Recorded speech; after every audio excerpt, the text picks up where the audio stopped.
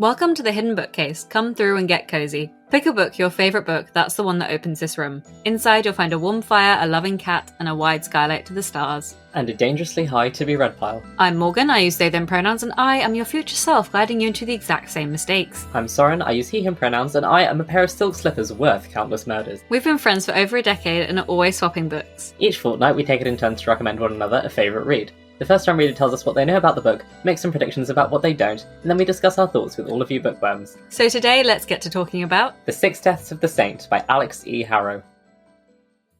So Morgan, how did you come across The Six Deaths of the Saint? I came across this short story because I was actually looking for a different short story by Tamsin Ware, who wrote the Gideon the Ninth series. There is a 7-8 book short story series on Amazon for free on Prime that a bunch of really famous authors did called Into Shadow. So I just looked that up and I decided to read them all in order because I was like, why would I read one when I could read all of them for free? Because you had to download them all as one. The Sixth Death of the Saint by Alix E. Harrow was one of those short stories and literally changed my life. The best book I read in January, literally rewired my brain. Incredible vibes, no notes. I've never read anything by Alix E. Harrow before, but I do own The 10,000 Doors of January, and it has gone significantly up my TBR. And I also know she was one of the quotes on Nona the Ninth on the front, so there was connections being connecting whilst I was reading, I'll say that much. And can you tell us what it's about? The Six Deaths of the Saint is about a saint who, get this, they die quite often actually. It's about a young girl who is picked out of poverty. She's guided through her life by a saint who appears to her whenever she's about to die and tells her how to survive. But it turns out that there's a lot of timey-wimey nonsense going on, and the hashtag imperialism. I feel like that's a pretty succinct considering. Shall we listen to your blind react? I'm very curious. Yes, let's go for it. So, I don't feel like I know anything about The Six Deaths of the Saint. I do know that Alix E. Harrow wrote The 10,000 Doors of January, which is a portal fantasy novel. It has extremely beautiful prose from the little snippets of it I've seen. I haven't read it, so I'm kind of expecting the same from this. The Six Deaths of the Saint implies to me some kind of legend that's being told and manipulated over time, because saints obviously usually only die once, and that's usually what gets them martyred. But then again, this is a fantasy setting, so perhaps saints act slightly differently. I do know that this is about a female knight who is the knight of a prince, and I believe that she's saved by a saint of some kind, so maybe the Sixth Death of the Saint actually doesn't refer to her, but refers to the saint that saved her. Unsure if that's because there were genuinely 6 deaths that the saint went through, or maybe there's 6 different versions of the myth. I don't know.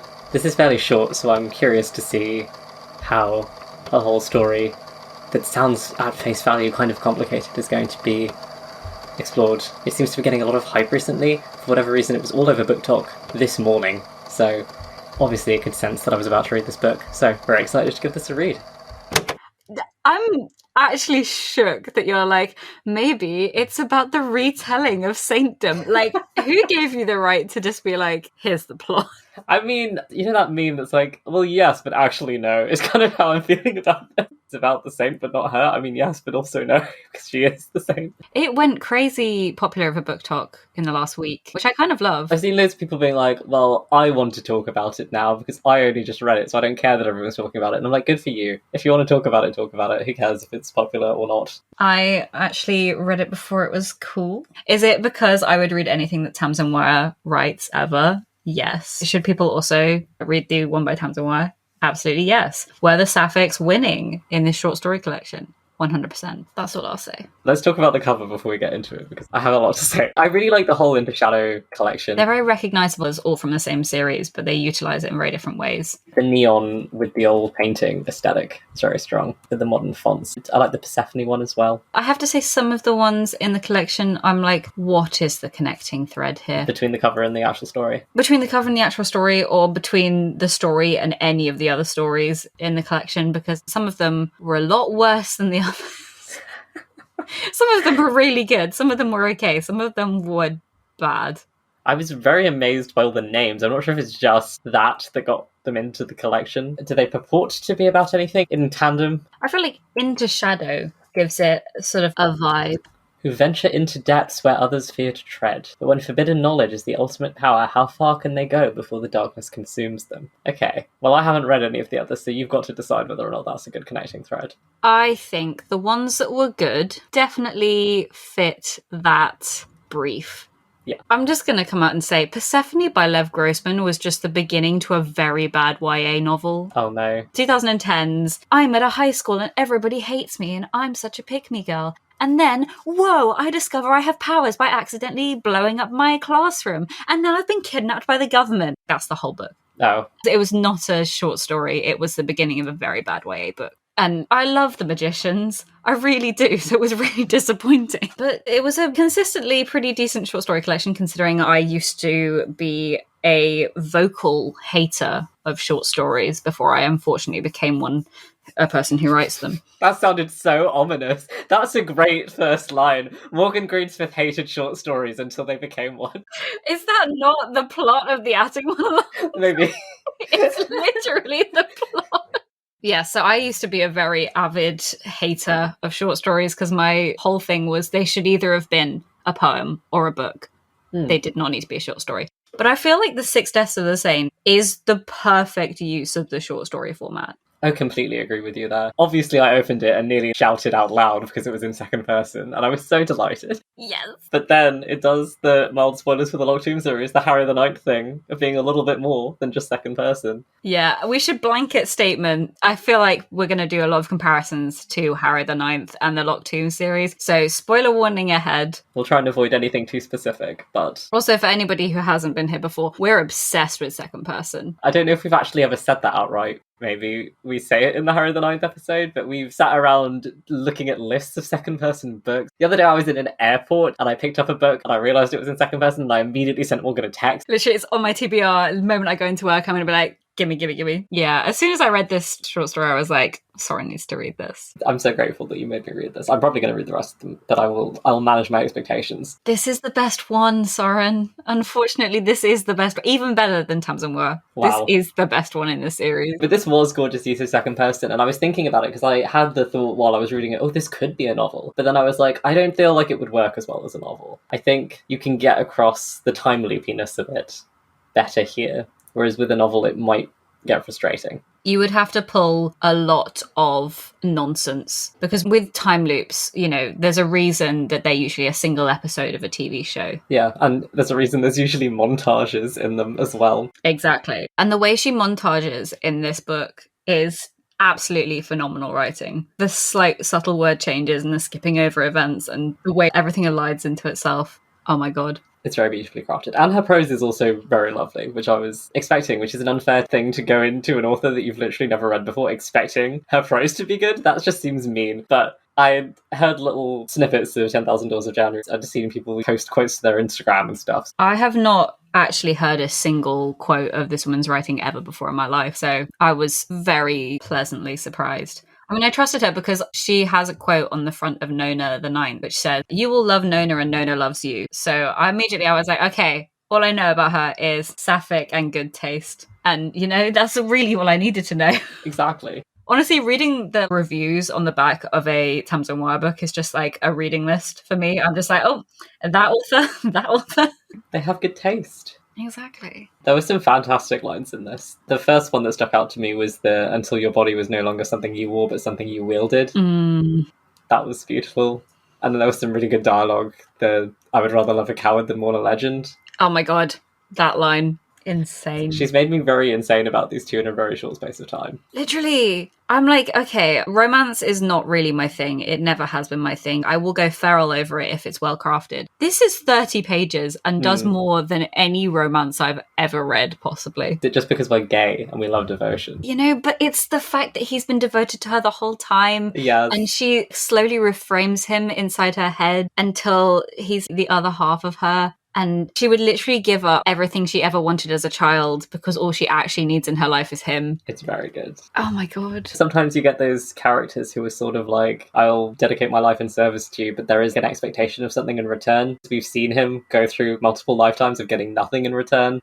It doesn't matter. He'll even stand there and watch her destroy herself for somebody else over and over again, just to be near her. I'm losing my mind. He wore an expression you had never seen before, an avid, scorching hunger which you thought must be love, and you found you did not mind being a devil so long as you were his. Ooh. Oof. Also, jumping around from topic to topic now, but the whole aspect of the time loop as a cycle of abuse, it just works extremely well. People have to ask you multiple times, what are you doing here? Is this worth it? And then her saying, well, he loves me, over and over again. The multiple cycles, because you've got her, and then you've got Gwyn, and then you've got the king, emperor, god, and then you've got Ambrosius, who's pulling all the strings, and he's actually come from the same origins as her, but is happy to perpetuate the cycle because it gets him what he wants, and he doesn't care about what it does to anybody else. It was as if your body already knew what was required of it, as if your teachers were only reminding you of lessons you'd learned in the cradle. The footwork was a childhood game you'd half forgotten, and the weight of the hilt in your palm was a touch of a dear friend returned to you.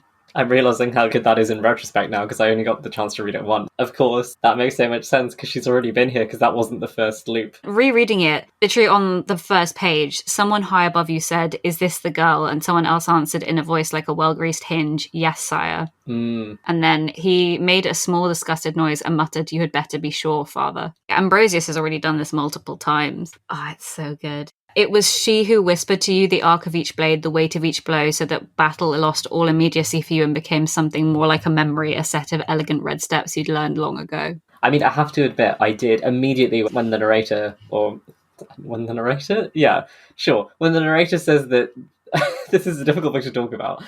When the narration specifies that the knight and the saint have the same blue eyes, I did immediately think, oh, the saint is the knight.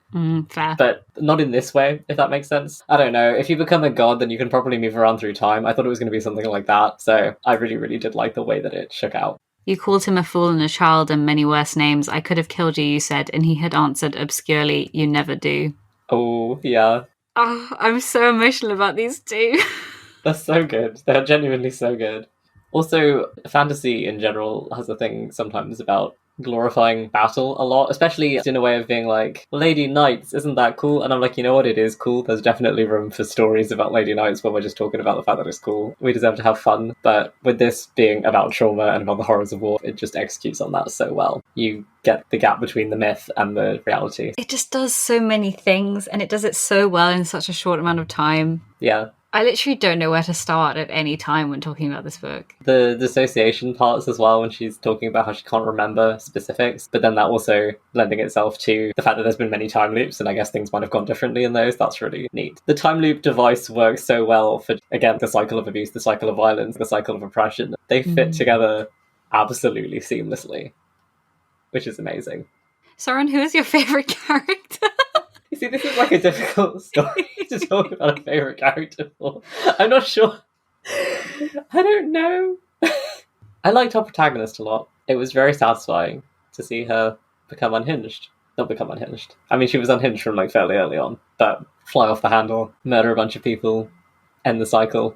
We love that for her. We love that for her. Even if she was mean to Gwyn for like however many 100 years. Unforgivable. However, getting to murder everybody and then drowning yourself and being like, I will not be remembered, and smiling about it. Yeah. That last line, so good. Also, the fact that Gwyn and Ambrosius are the only two characters that have names, as if the stories were buried, but she made sure that Gwyn's name was remembered. Yeah. I don't know why Ambrosius gets a name. Does he give his name until the very end? We hear it from the king a couple times. But also maybe it's just a title as well, because Ambrosius is the name of Merlin. Oh, I didn't know this. Yeah, Merlin, Ambrosius, Emrys, those names are all sort of related to the Merlin myth, so it's possible that it is actually a title or a name that he gave himself to sort of imbue himself with power instead. So it's not even his quote-unquote real name. As much as I'm like, this should be a short story, I would read so much more. Yeah. I would read anything that Alix Harrow wrote now. I need to go and do that. Yeah, but God, we vaguely brought it up before, but the shift from second person to first person, I am obsessed with it. The exact quote is, "You saw yourself as an unholy triptych, 3 into 1, 1 into 3, she the girl, you the devil, and I the saint, and you understood finally that there'd never truly been a she or a you, but only a terrible, lonely I." Oof. The way it changes into present tense as well for the I scenes. Perfect use. Second person doesn't always have to have a reason to be told in second person, but when it does, and you have that switch and you have that reason. It's beautiful. It's very nice to see authors using narrative, what is it called? Dramatic person? And tense. You wrote your dissertation on this. Yeah, I did. You think I remember writing my dissertation? That's rich. Dramatic person and tense intentionally, because it does create a different effect. Yes, I have a lot of feelings about this at the moment, because I just finished reading a book that felt like it had been written in third person, and then just all of the pronouns had been changed to first. People who don't read that much would just think it's the same thing. It's not. The way that you write for first person versus second versus third is so different. The style has to change completely. So when people do it right and do it for a reason, it makes me so happy. Yeah, I mean, I guess it's like, theoretically, it doesn't have to. But when you're using first person, you can say things that you can't say in third person. So you might as well make use of them. And then vice versa, when you're writing in third person, you can do things that you can't do in first person. Use that medium, use that space. I often call second person the poetry tense, because I feel like a lot of poetry is written in second person. But I feel like you could also call it the dissociated tense. From like a literal standpoint, you're sort of floating above in this weird in-between state where you are supposed to be the character, but you're also being told what's happening to you, rather than being an agent in what's happening to you. You're just being informed of what's occurring, which I think is such an interesting way to look at dissociation, because it does feel like things just happen to you and you don't have any effect of the narrative. And I feel like the traditionally published books that we've read, at least on the podcast, in second person, have both had that use of second person, using it to dissociate the main character and sort of make it very clear they're mentally ill. They've both been following characters who are going through extreme trauma. And I feel like that's another reason that poetry is written in second person so often, is because a lot of the time it's just, here's a trauma dump, but I did it with pretty words. I can say that because I'm a poet, so... This is how I aced all of my creative writing classes. You just trauma dump, but with pretty words. Just like American college admissions essays. Don't know where that came from. But yeah, no, they have both had that effect, which is interesting because I think you could make that argument that a weird example, but the How to Train Your Dragon books are written by Hiccup in Universe, but he uses third person pronouns because he's like, I want to tell the story as if it's about somebody else. But I think the second person almost dissociates more, just because if you're telling in third person, sure, you're talking about it like, oh, like Soren went to the shop, but like I still know that my name is Soren. If I was telling a story in second person, that implies weirdly more distance from it because whoever I'm telling it to is actively not the person who went through that. Yeah. I think it works very well for these characters who have been through intense and complicated experiences, whereas when I was originally talking to people about it as a writing style, they were saying it kind of only works if you have a character without a backstory and without too many features. I think a lot of people have only experienced second person in Choose Your Own Adventures and ex-reader fanfics. So I think that it does make sense as to why people would think, because a lot of people assume that you means you, the reader, more than I, which is quite an interesting one psychologically. You implies more distance than I, but actually everyone knows I'm not the person in this book. I mean, given that I did my psychological dissertation on this by using the transportation index that I was using, for those that don't know, transportation is the fancy psychological term for how lost you get in a story. And there's hallmarks of that, like, did you stop paying attention to your surroundings? How much did you feel the emotions of the characters, etc., etc.? And I was using a segment from The Night Circus, which is partially second person, and there wasn't a particular difference when people were reading first, second, or third, actually. I also decided to analyse on gender, because with the third person, I just arbitrarily used she, her pronouns because the original passage was second person, to see if male readers and non-binary readers would feel less connected with the character if they were of a different gender to them. And apparently didn't find anything. It wasn't a huge sample size because of the sample size I was using, only a third of them were in third person to begin with, but I did find that interesting. I think there is a weird underlying assumption that men and boys won't be able to relate to women and girls in fiction. Working at the bookshop, I had a lot of it where people were like, oh, but it's a female main character, so... And this was adults that I was speaking to, not children, and people buying for other adults and saying, oh, well, if it's a female main character, he won't like it. And I was just losing my mind over that.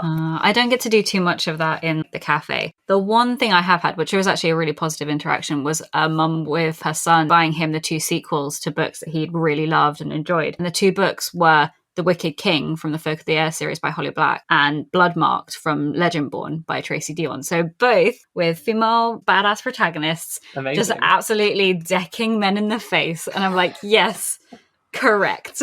Incredible. Have fun.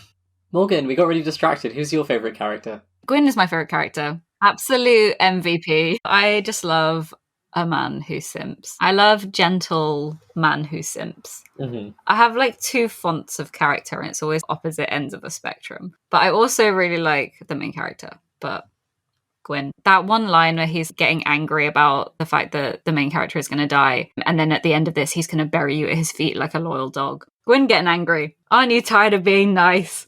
It was so good. Such a classic dynamic, honestly. Warrior lady and her, in inverted commas, squire, as in whoever's there to back her up and be the soft-hearted one. Love that. I want to watch this movie. This would be so good as a film. Oh my god. Yeah.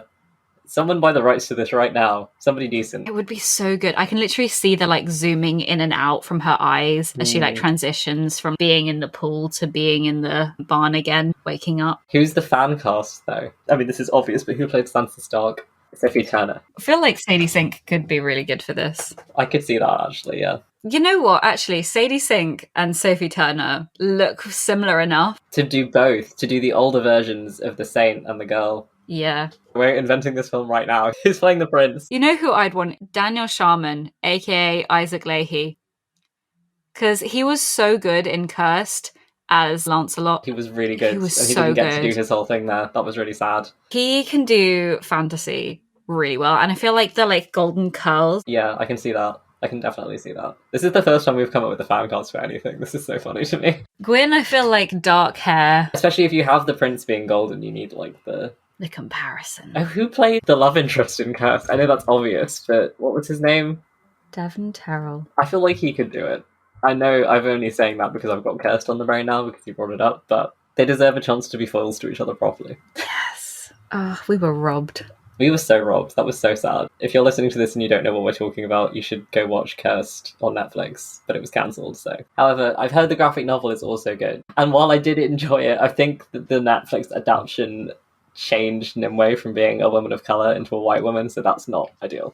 I've looked extensively through that book. There's some images where she seems very person of colour coded, and then others where she's got very white skin. It's still like the locks are there, and maybe that's just like a star thing, but it does look like locks. Yeah. And so it is kind of a bit of a not good. Point being, as an adaptation, no. Yeah. Daniel Sharman being a really morally grey fairy? Yes. Yes. Gay Morgana? Even better. Exactly. Should not have been cancelled just because people went, oh my god, gay people and people of colour in 10th century Britain? Sounds fake. And it's like, there are fairies in this. Yeah, people were kicking up a fuss over Black Arthur, and I was like, God, yeah. I'm like, Lord. Could you actually do like 5 seconds of history work and actually realise that this is not unrealistic in any way, shape, or form? Entirely possible. Also, there is literal magic, so really, is this the hill that we're dying on? But Literally, like, please. One of the main characters is possessed by a spider. Come on, people. We've gone really off topic again. So, Soren, what is your final rating? This is a 5-star from me. I didn't want anything more from this. This is a really fantastic short story. I loved it. Beautiful prose, really clever use of technique, characters that you cared about even in a very short space of time. It was intelligent. It was thematically deep. It was great. Yeah, a lot of people will say, oh, I hate stuff like this because you can see all the technical stuff that they're doing to write it. And I'm like, no, this is a masterwork in how to use all the techniques to make emotion. Or maybe I just noticed the techniques now because I've studied writing a lot, but they all synthesize. Yeah, I noticed the techniques, but again, if you do a lot of reading and you're reading things critically, it's like when you're watching a mystery movie and you're like, I know who did it because the camera just focused on him, and that can be really exhausting, but it can still be good, even if you're seeing a little bit of the behind the scenes. And like, yeah, I was thinking, oh yeah, that's a clever way to write this, but it also felt true. How would you tell this story if something like this had happened to you? How would you narrate it? This feels very much like how you would narrate it. Morgan, how would you rate this? It's a 5 out of 5. It's just so good. It really was such a great way to start 2023. And I think it put me into a reading slump. Oh no, I thought you were going to be like, it's got me on a roll and it was great. No. Oh, no.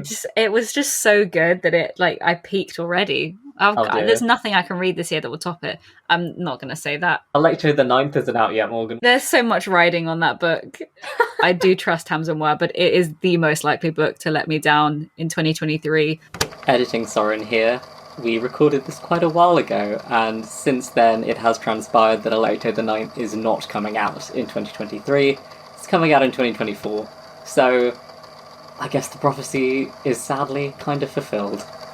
But apart from books we haven't read, is there anything you would recommend to people that enjoyed The Six Deaths of the Saint? I mean, if you haven't read anything by Tamsin Ware and you've made it the whole way through this episode, I'm quite impressed and you should go do that. I do feel like the Grisha-verse has somewhat of a vibe. The second duology, the King of Scars duology, Zoya's arc, you could parallel it to this. Piranesi by Susanna Clarke. That also features a protagonist who is very dissociated from reality, but in a very different way. But it's so interesting to read the narrative through their eyes and realize that something completely different is happening to what they think is happening. And it also has a nameless protagonist, somewhat. In terms of writing technique, Piranesi is a really, really good... And it's also like only 200 pages, so it's also fairly short.